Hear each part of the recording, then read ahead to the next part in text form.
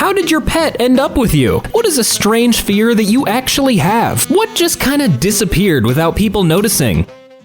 Fidget spinners. Yeah, they more or less did, but I did see one at a gas station that was like a combination of the fidget cube and a spinner. I was so confused. Madeline McCann. I just had to do a quick Google and oh my god, she's still missing? The fact that it was proven that every mega rich individual in the world was hiding their money on offshore accounts like dragons hoarding treasure. Oh no, we didn't forget. We just can't do anything about it, I guess. Their pair of socks. Not the pair, just one. But you don't want to throw out the other one because what if you find it? Your right to own digital products without a monthly subscription. I just want a full buyout option. Like give me the option instead of having to do a subscription. Yellow Pages. Only time I ever used it was to prank call when I was young and without the internet. I think they still make them, right? Like I've seen a couple, maybe. Hot drinks in a can. That was a weird fad. Just like carbonated milkshake. Carbonated milkshake.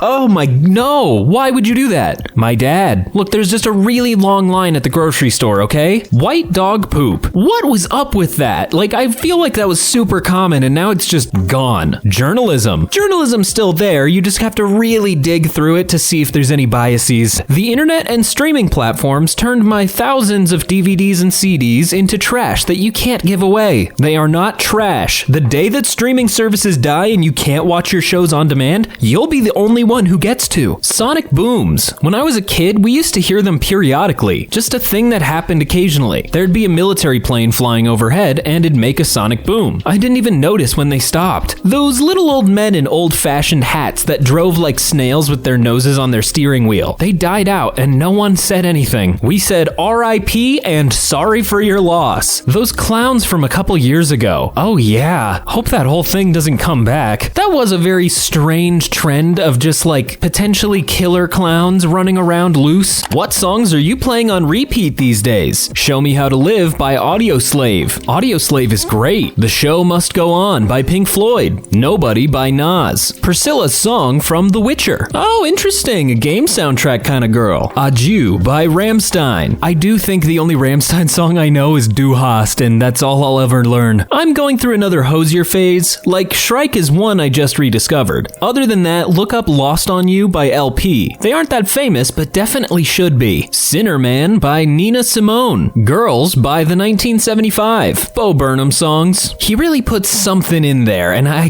don't know what it is. Recently found out Taylor Swift covered September by Earth, Wind & Fire. It is the greatest thing I've heard in a long time. Colors by Black Pumas. Iris covered by Grace Davies. What's a trend you despise? People always recording everything. That's not a horrible trend because it does help a lot of people, though I do wish since we have good cameras, you should film the aliens you see without shaking your camera, please. Fixation on narcissistic social media culture. Randomly recording strangers in public for likes and views for sure. But if they are throwing a tantrum and they're like 40 years old, please keep recording those because, oh, I eat that up. TikTok dances. You know, there really haven't been many new dances that I'm aware of, at least on my For You page. This trend of cutting the video off at the exact second the big thing happens in it. Like somebody throwing a bunch of fireworks into a garbage can and sitting on the lid. Then right when an explosion looks like it's shooting the dude up in the air with the lid, it cuts. I just don't get why people do that or like that. Just show the whole thing that happened. Yeah, the whole perfectly cut shot thing has kind of gone downhill. Disney movie remakes. They really don't need to. It's just a cash grab at that point. Cringe. That is so cringe. He is so cringe. I think cringe as an insult has kind of died out at this point, so I think we're good. Cancel culture and exposing. I really find it unnecessary to completely destroy someone's life, job, safety completely over a mistake they made for a quick laugh. Like, it's all fun and games for them until they themselves get exposed. I do think it's important to expose people if they are an actual horrible human being, but I do think a lot of people just jump to witch hunt so quickly. Broccoli Zoomer haircut. I still don't really know what this means, but I guess I get it. Anything Among Us related.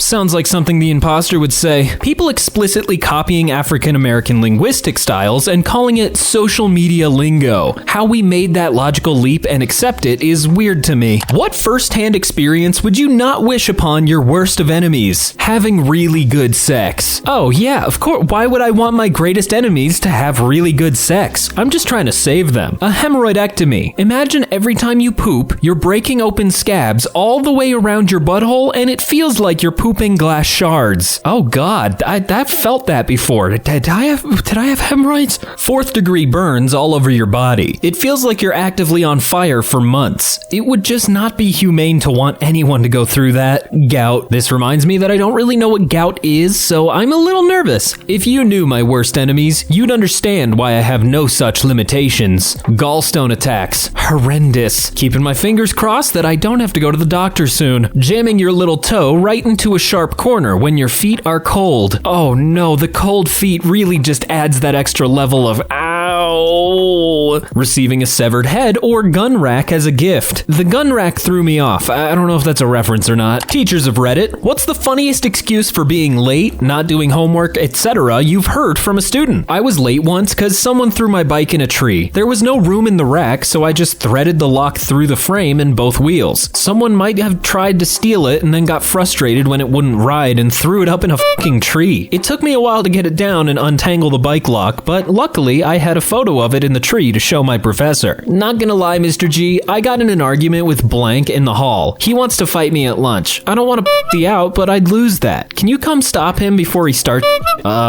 Sure. 9th graders are wild. I appreciate his honesty. I had the same kid tell me twice that his dog ate his Chromebook. He said he used his Chromebook as a plate to eat a steak and the dog ate it. You know, kids just, I don't even know. Not a teacher, but I remember in 7th grade, a kid walked in a few minutes late and the teacher asked why. Kid said he was looking for a screwdriver because his belt broke. Teacher said he wasn't buying it and told the kid to sit down. Kid said fine. Took 2 steps, then his pants fell to his ankles in front of everyone. It was fucking hilarious and perfectly timed comedically. Once one of my classmates was late because their pufferfish had escaped. Oh god, no, it got out? My first year teaching, it was 4th grade, and one student informed me that she hadn't done her reading the night before because we had pizza for dinner. It's been 20 years and I'm still confused. Priorities were in order. What is confusing? The kid's homework sheet was ripped in half. He said his sheep ate it. I asked why he had his homework outside with the sheep, and he said he didn't. The sheep was in his kitchen. I asked why, and he said they usually let it in the house. He said this in a tone that was like,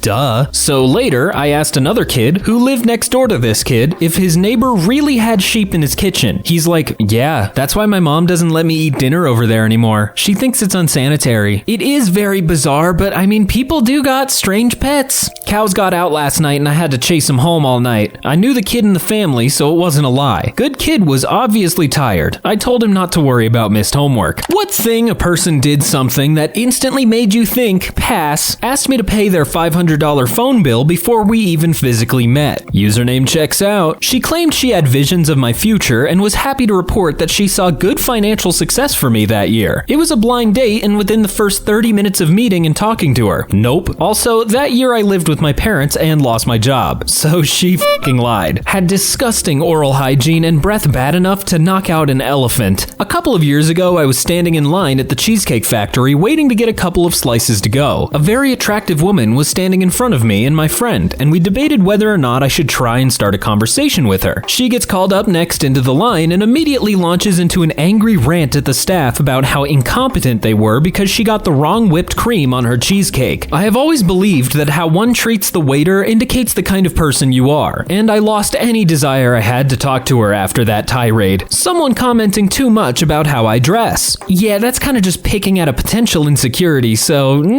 was chatted up by a cute boy at a bar. We introduced ourselves and he proceeded to tell me proudly that he'd just gotten kicked out of an Applebee's for cussing out the bartender. I hope Kyle has gotten help and is doing well. Getting kicked out of an Applebee's is one thing, and then to brag about it to people is a little crazy. Shouting, "No, Muffin, Mommy needs sex," at the dog as it jumps on the bed and pees on the duvet. Do you know the Muffin Mum? What are your life goals for people who don't plan on having kids? Make enough money to be comfortable and also be able to support my friends if they need it. F*** around and die, as one does. Retire early, travel, and poop in private. Have you been pooping publicly this whole time? I don't have any major goals. Not going to put pressure on myself to achieve this or that. Life is not a competition for me. As long as I'm happy enough, then I'm happy enough. Goals are overrated. I try to have fun, take care of my hobbies, and not make plans if at all possible. Good career so I can have money for a whole jungle. My parents didn't let me have pets growing up, so it backfiring now. No kids here and probably 20 years before we retire. We just live a fun life like anyone. We just have more time, flexibility, and savings potential. Surviving, doing things that make me happy, and minding my own business, as everyone else should. Have a cat, live alone, and have fun while at it. Spend my time writing books. I like that. That's very pure. What's the best documentary you ever watched? Very hard pick, so let's see what people said. Maybe not the best, but easily in my top 5s is There's Something Wrong with Aunt Diane. 3 Identical Strangers. Do not read or watch anything about it until after you watch the film. Crazy twists and turns. Grizzly Man. Let me guess, it's about a guy who plays around with bears or like lives in the woods or something, right? Paradise Lost from HBO. Planet Earth. Pretty much anything narrated by Attenborough. Highly recommend the docuseries Wild Wild Country. I wish I could experience what I felt watching that for the first time again. I'd have to say Free Solo. Aside from the climbing footage, the part where he had a brain scan and learned about his high fear threshold has stuck with me. Absolutely recommend Free Solo. It's so fascinating and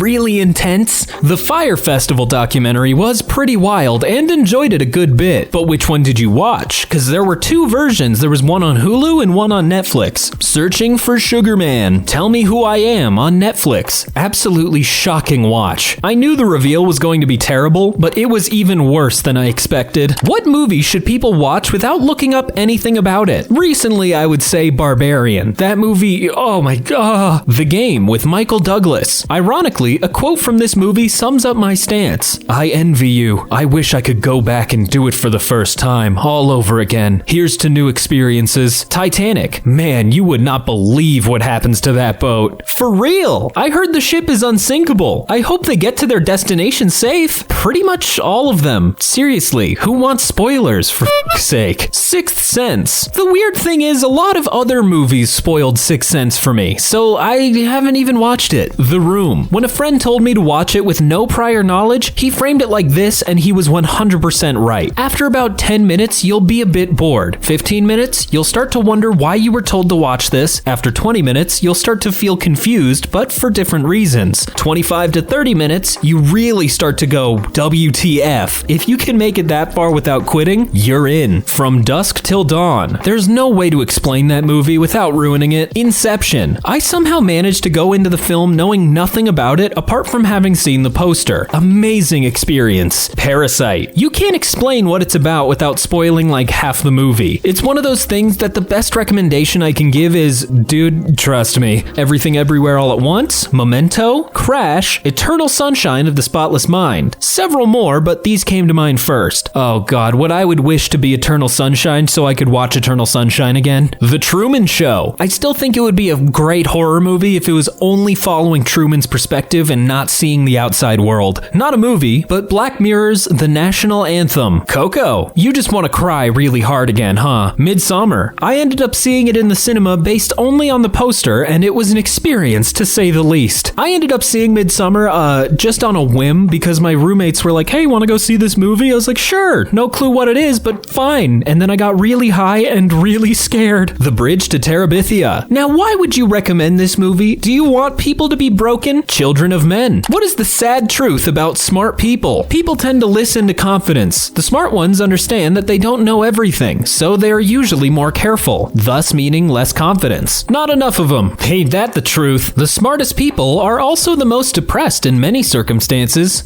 Well, call me Einstein then.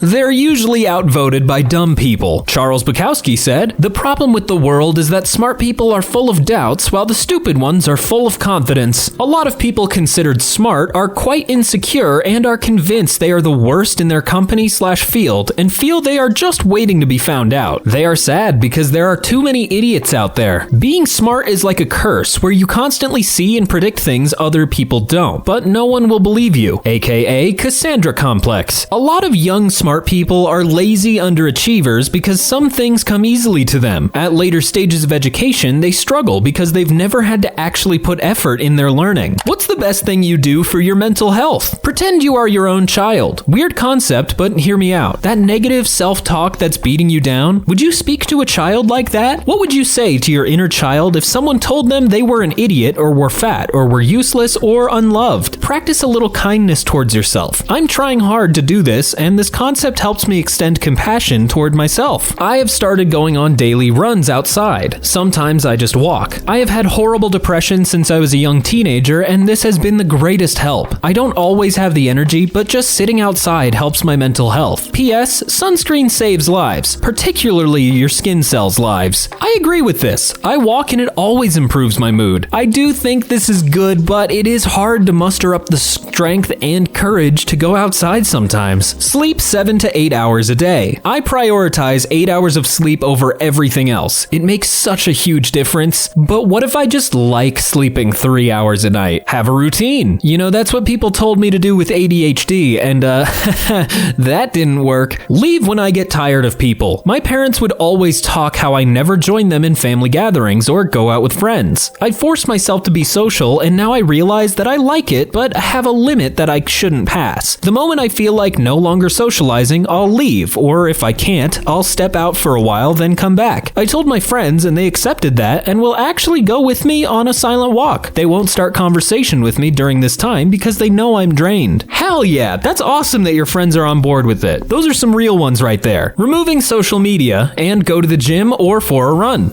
Fucking social media destroyed my brain. Oh yeah, Twitter was already bad for my attention span, but now TikTok? Oh god. Going for a hike. There really is something regenerative about being out in nature. Get off social media. Literally leave social media. Okay, Jesus, I'll get out of here then. Stay away from people as much as I can. Not overcommit myself. I never want to say no to anything up front, so I end up saying yes to everything and letting people down at the last minute and being an asshole. So saying no saves them that disappointment, even though it eats me up. It's not as bad to say no up front as it is to let someone down later. Who is that one fictional character that can always put you in a good mood? Mr. Bean. Stitch from Lilo and Stitch. Oh god, if I could do a Stitch impression, I would, but I can't. Baymax. He's just such a fun little funky guy. He just wants to help. Toothless. Toothless is basically just if a cat was a dragon. Kronk in Emperor's New Groove. Guy sings his own theme song. We should all have that much confidence. Moomin. I absolutely love the look of Moomin. I just need to figure out where to actually watch it because it looks so cute. Patrick from SpongeBob. No, this is Patrick. Snoopy from Peanuts. Love that dog. Homer Simpson. He really is a family guy. Forrest f***ing Gump. Had a lot of shitty situations throughout life and always had a great attitude. What's the most useless thing that you've ever bought? The groceries that go bad in my fridge or pantry before I get around to using them. And if you're anything like me, you do that every couple weeks. Bought insurance for my camera should it ever be stolen. Never once or since have I bought insurance like that. My camera was eventually stolen at work and I had a police report filed along with footage of the incident. The insurance company was unreachable. Their phone number disconnected. Oh, I love fake insurance, even though insurance as a whole is kind of fake. A full-size pool table with all the accessories, including a display case for the cues, racks, and balls, plus a special pool table lamp to hang overhead. Shortly after it arrived, we had to move. The new place had no room for it. Anyone remember buying sea monkeys? Right? And then they find them in your dead teacher's stomach and you have to flee to Mexico. r/suspiciously specific. Yeah, what the hell are you talking about? Toast in a cafe. I have a toaster. What was I thinking? I dropped $1 $1,000 USD on a custom STL file to print a mini for D&D that I used once. It was a few years ago and my group still won't let it go. A 2020 calendar. Oh, buddy. My exercise bike, unfortunately. A season pass to a theme park I never used. I feel that I accidentally did that to a ski resort because I thought, I'll go a lot more this year, and then I didn't go once and it was a waste of $300. What is the most toxic fan base? Football fans. Soccer. Yet, seemingly in the UK, they take that a lot more seriously than even Americans with our regular football. Andrew Tate. I know I'm beating a dead horse, but I only recently had to hear about him and some of his bullshit. If my hopefully soon-to-be former roommate is any indication of what his fans are like, then I hope the younger ones pull their heads out of their asses sooner than later for their own sake. I'm so glad I haven't heard about him in months, but Jesus, there are so many copycats and I'm terrified for the new generation. Tesla fans. I say this as a huge EV supporter. I honestly hate Teslas because they're supposed to be advertised as like, it's the future, everyone should drive electric cars, yet all of them are like luxury vehicles that no one can afford. So what's the point? K-pop stans. Weirdly, I haven't seen a lot of K-pop discourse on Twitter recently, so maybe things have changed? Fans of the word toxic. All they are doing is looking for someone to pick on. Bullies by any other name are still bullies. I don't know what you mean. Toxic is great. Britney Spears killed it. This new wave of men that talk about body count on TikTok, especially the double standard to it, because if a woman sleeps with more than like one person, then oh no, evil. But a guy can sleep with whoever, I guess, because men are dumb, I guess. Elon Musk fans. He's not going to give you any of his money. If anything, he'll steal your idea and then make money off of it. Besides QAnon? Alright, yeah, you got us there. QAnon is absolutely the worst air quote fan base. Vanity Fair readers. Are they bad? Or rather, should I say, are they common? What song, played during what movie, just did something extra for you? Off the top of my head, Immigrant Song in Thor Ragnarok. When it played in the beginning, I was like, oh, cool, interesting choice. And then at the end, after Thor gets his big revelation about his potential and it kicks back in, it was hype as f***. Still never seen Ragnarok, and no, you can't make me. Stuck in the Middle with You by Steeler's Wheel made an already intense scene scarring in Reservoir Dogs. Freebird will always be an elevated song due to Kingsman. The Fifth Element. When Diva Plavalunga starts to sing the opera song Lucia di la Miramor, and the camera switches between the performance, the action scenes, and Lilu's pain, just sends thrills through my spine. Impressive how that song can be used to support 3 different moods. Yeah, I know I said a lot of those names wrong. Get over it. Whatever that song from Up was. It's rough, man. Married Life. Saddest song with the saddest animation ever. Just gut-wrenching. Pixar, you need to knock it off. I Need a Hero from Shrek 2 made that scene freaking awesome. Unchained Melody by the Righteous Brothers in Ghost. Far Over the Misty Mountains Cold from The Hobbit. There is something about that scene. While The Hobbit isn't a great series overall, that it just hits. Don't Stop Me Now in Shaun of the Dead. Edgar Wright really knows what he's doing with music. Highway to Hell in Maximum Overdrive. Remember Me. Holy Again, Coco just knows how to get ya. You've Got a Friend in Me by Randy Newman in any Toy Story movie. I'm a grown man who bottles my feelings up, but that song is just like a switch flipping, and I get emotional for some reason. You got a friend in me, a boo-ba-doo-doo. You got a friend in me. What is your all-time favorite movie scene? Rogue One, Darth Vader hallway scene. I'll never forget the moment I saw it and how absolutely amazing it was. Shaun of the Dead, the bar scene near the end of the movie. The jukebox is playing Queen's Don't Stop Me Now. All the lights get turned on, zombies are trying to get in, the zombie bar owner comes out from somewhere, and several of the main characters are attacking zombie owner with pool ball cues to the beat of the music. I've seen this movie dozens of times, by far my favorite zombie film, and that scene has me laughing so hard every time. Love it. The Riders of Rohan charge in Lord of the Rings. Into the Spider-Verse, Leap of Faith scene. For me, it was when it was revealed to Miles who the Prowler was. That was harsh. God, so many great moments in Into the Spider-Verse. I'm super excited for the next. First one that comes to mind is the scene in Inglourious Bastards where Christoph Waltz is interrogating the French farmer about the Jews under his floorboards. Or the scene in Bruce Almighty where he's screwing with Steve Carell's news broadcast. Kind of polar opposites on your favorite scenes, but alright. I believe whatever doesn't kill you simply makes you stranger. The ending of The Shawshank Redemption when Red finds and reads Andy's letter. The perfect day scene from Trainspotting. What opinions do you have that you are embarrassed to say? I'm too embarrassed to say. It's alright, Asparagus, we get it. That country music is just as sexual as rap music, they just don't use vulgar language to describe it. I don't think we should waste land on cemeteries. I actually agree with this one, and no, I will not go into detail. I respect military personnel, but every single one I have met are all narcissistic bags. You should not be embarrassed to say it. If they're all like that, maybe we can change them by bullying them. I'm not against the death penalty. I think it's very circumstantial. Dude, I love listening to Carly Rae Jepsen. All of her music is fantastic. Again, do not be embarrassed about that one, my friend. The type of music I like the most is Eurobeat. You like to drive fast, huh? Nickelback isn't terrible, and I like some Justin Bieber songs. I think rich people are pretty awful people in general. Do not be embarrassed about that. That is just factual. There was only one throne in Game of Thrones, and I find that deceptive. I expected 2 thrones to engage in some manner of game, such as Battleship. I am becoming more and more of a socialist with each passing day. I live in the heart of the US, so I guess it's not really embarrassment so much as it is I don't feel like arguing with everybody. Thankfully, my 2 best friends feel close to or the same as I do, so I at least have someone to talk and rant to. I just think we should do more to help people who need it. Sure, some will take advantage, but nobody takes advantage in the system we have now, right? /sarcasm. Retirement is unrealistic, especially in this day and age. Like, I don't think I'll ever get to that point. If bands were actually what they are named, which one would have the worst shows? Butthole Surfers? Are you kidding me? That sounds awesome. Cannibal Corpse? That's just zombies. Imagine Dragons would be pretty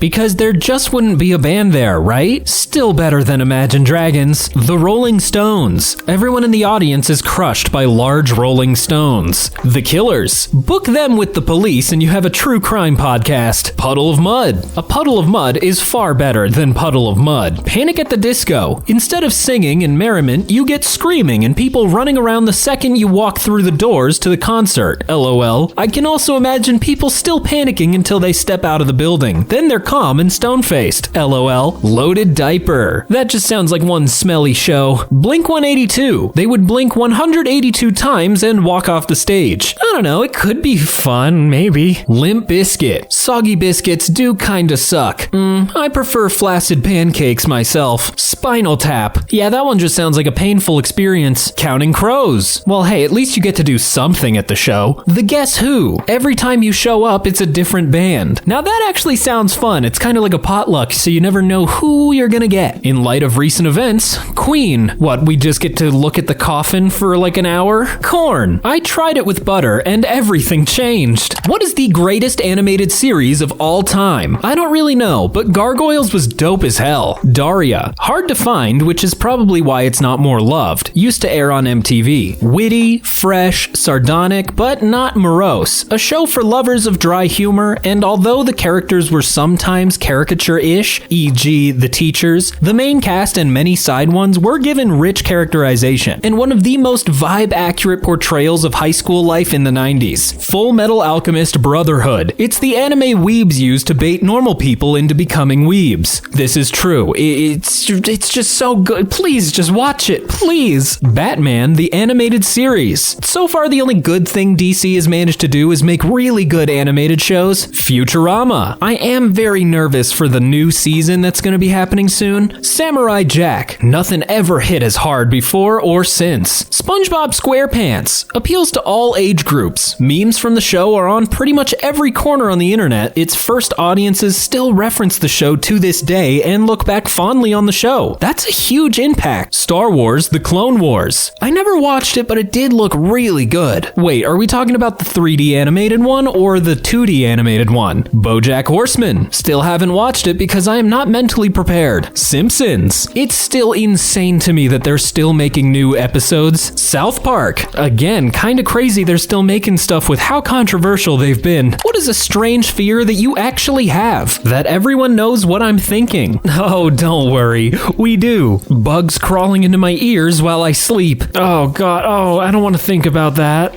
Please don't say that ever again. I don't look into mirrors when it's dark. I guess I understand understand that. I'm afraid of being accused of a crime I didn't commit. I don't know how to look innocent when I'm actually innocent. I can't swim in the deep end of the pool at night because of sharks. Remember, Glass Shark is there and he's hungry. The fear of staying alive until all of my family is dead. Don't think of it as a fear, more of a spite thing. I'm terrified that my belly button is going to untie. Can that happen? Like, is that a real thing to be worried about? When I look into the sky, I get the irrational fear that gravity will inverse and I'll start falling into the abyss. Random insects pop up where they shouldn't be. I've gotten a little bit over it because when I'm in the pooper, a lot of bugs just kind of walk around and I don't know why. I'm scared of becoming physically disabled, blind, deaf, paralyzed, amputee, any of that. I don't care about dying, but I fear that. Balloons. Just balloons in general or like balloons popping, like bah. The fear of really big pills. Oh, looks like it's time for somebody to take their hard to swallow pills. Get it? Because the pills are really big, so it's hard to swallow. Let's move on. I am afraid of ghosts. Oh, really? You're scared of Casper? Oh, come on. Glitter. I hate how you can't ever get rid of it. It turns my stomach thinking about it, and when I get it on me, I obsess over it. Sometimes for days. Even weeks after an exposure to glitter, just even being in the same room, you will find it on you and you won't know how it got there. How did your pet end up with you? For me, I went to go tell my then-to-be roommates at the Humane Society, no, you can't get another dog. But while I was there, because I'm weak, I wanted to walk around and look at some dogs,